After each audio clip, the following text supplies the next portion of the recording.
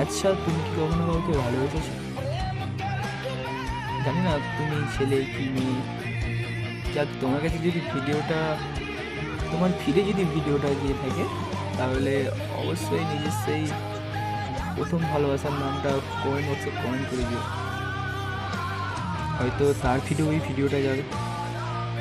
আমি তো ভাই জানি না কোথায় কোথায় যাচ্ছে ভিডিওটা, তো করে দেখো।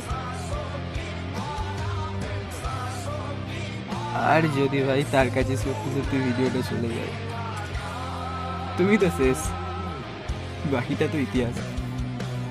এমনও তো হতে পারে না যে সেও তোমাকে ভালোবাসে, বলতে পারিনি। কমেন্ট করো, কমেন্ট করো, নিশ্চিন্তে করো।